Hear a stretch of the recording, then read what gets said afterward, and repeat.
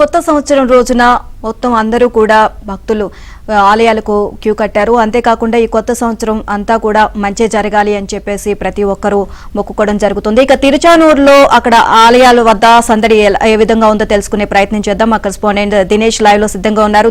దినేష్, తిరుచానూరులో ఆలయం వద్ద భక్తుల తాకిడి ఏ విధంగా ఉంది న్యూ ఇయర్ సందర్భంగా? Thank you Neelima. ABN Andhrajyothy వీక్షకులందరికీ కూడా నూతన సంవత్సర శుభాకాంక్షలు. మనం ఇప్పుడు తిరుచానూరు యోగిమలంలో ఉండేటువంటి సాలగ్రామ వెంకటేశ్వర స్వామి యొక్క ఆలయంలో ఉన్నాము. ఇక్కడ నూతన సంవత్సరానికి సంబంధించినటువంటి విశిష్టమైనటువంటి అలంకారం అంతా కూడా చేసినటువంటి దృశ్యాలు మనం ఇక్కడ చూడొచ్చు. పూల అలంకారం కావచ్చు, అన్నీ కూడా ఆలయానికి విశేషంగా చాలా ప్రత్యేకతలు ఉన్నటువంటి ఆలయం నేపథ్యంలో భక్తులు కూడా తాకిడి విశేషంగా ఉంది. ఈ యొక్క ఆలయం విశిష్టతకు సంబంధించి చెప్పాలంటే వెంకటేశ్వర స్వామిలోనే శివుడు, అమ్మవారు అంతే దేవుడు ఒకడే అనేటువంటి ఫిలాసఫీతో ఈ యొక్క ఆలయం ఉన్న పరిస్థితి ఉంది. ఇక్కడ అర్చకులు ఉన్నారు. స్వామి ఆలయ విశిష్టత గురించి చెప్పండి. ఇక్కడ నిత్యము శాలిగ్రామాలకి పాలాభిషేకం జరుగుతుంది. అలాగే గురుగారికి అభిషేకము హోమం జరుగుతుంది. ఓకే, ఇక్కడ మూల విరాట్కు సంబంధించి ఉన్న ప్రత్యేకత అంటే శివుడు, విష్ణువు, అమ్మవారు అంతా ఒకటిగా ఉన్నారు కదా. దాని అంటే ఇక్కడ నమ్మేది ఏంటంటే దేవుడు అనేది ఒకరే అనేసి. సో ఆ రూపాన్ని మనము చూపిస్తాము. ఇక్కడ వచ్చి దర్శనం చేసుకొని వెళ్తే అన్నీ మంచి జరుగుతుంది. ఓకే, మీరు చెప్పండి సార్. ఇక్కడ వచ్చి శివుడు, అమ్మవారు,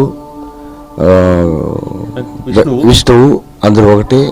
ఇక్కడ మంచి ప్రత్యేకత. నమ్మిన వారికి నమ్మినంత ఒక పెళ్లి సంబంధాలు కావాలన్నా కానీ, ఒక ఆరోగ్యం గురించి కానీ, ఏది నుంచి ఒక బాధలు కానీ ఏది నుంచి కానీ గుడిలో మనకి జరుగుతున్నాయి. మేము నమ్మినాము కాబట్టి గుడికి మంచి ప్రత్యేకత ఉంది. మీరు చెప్పండి ఈ గుడి యొక్క విశేషం ఏమి, ఈరోజు ఏర్పాటు? అందరికీ హ్యాపీ న్యూ ఇయర్. ఇక్కడ వెంకటేశ్వర స్వామి శివుడిగా, అమ్మవారిగా రూపొందిస్తారు.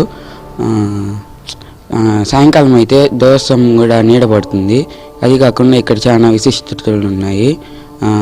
హోమం కూడా చేసుకోవచ్చు మనము. మళ్ళీ సాలిగ్రామానికి పాలాభిషేకం కూడా చేస్తారు. ఇలా చాలా విశిష్టతలు అయితే ఉన్నాయి. మీరు వచ్చి దర్శనం చేసుకుంటే చాలా మంచిది. ఇక్కడ వెంకటేశ్వర స్వామి 3 రూపాలుగా దర్శిస్తారు. ఒకటి అమ్మవారు, శివుడు, సాలిగ్రామ వెంకటేశ్వర స్వామి.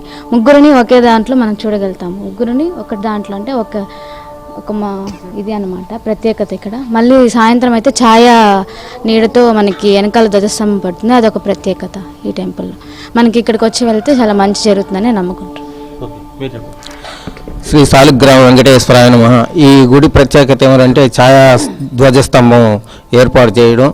దానికి అమ్మవారు, తర్వాత పరమేశ్వరుడు, శ్రీ సాలిగ్రామ వెంకటేశ్వర స్వామి ముగ్గురు కలిసి ఒకే రూపంలో దైవం ఒక్కరే అనేటువంటి నిరూపణతో ఉన్నటువంటి ఇది.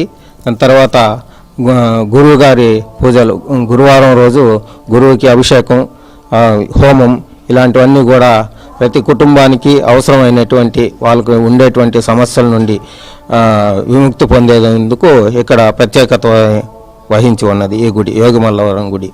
ధ్వజస్తంభం ముఖ్యంగా ఛాయా ధ్వజస్తంభం వస్తుంది. ఛాయా ధ్వజస్తంభం చాలా ముఖ్యమైనది.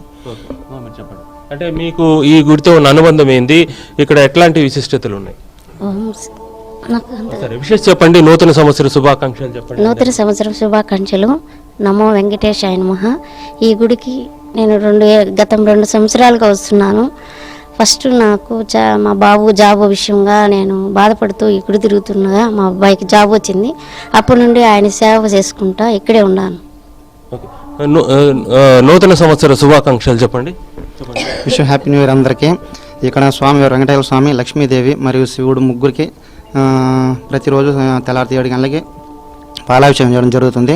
పాలాభిషేకం మన ఎదురుగానే జరుగుతుంది కాబట్టి మనం చాలా అదృష్టంగా ఇక్కడికి గుడికి రావడం జరిగింది. చాలా సంతోషంగా ఉంది. అభిషేకం మన ముందరే జరగడం, హోమం మన ముందరే మనం వెంకటేశ్వర స్వామిని దర్శనం చేసుకునే భాగ్యం నాకు కలిగింది. చాలా సంతోషంగా ఉంది. నూతన సంవత్సర శుభాకాంక్షలు చెప్పండి. నూతన సంవత్సర శుభాకాంక్షలు. నూతన సంవత్సరం శుభాకాంక్షలు. నూతన సంవత్సర శుభాకాంక్షలు. నూతన సంవత్సరం శుభాకాంక్షలు. ఆలయ విశిష్టత గురించి చెప్పండి. ఆలయ విశేషం అంటే వైకుంఠ ఏకాదశికి ఈ ఆలయంలో చాలా విశేషంగా జరిగింది. ఇప్పుడు జనవరి 1కి అదే విధంగా జరుగుతుంది.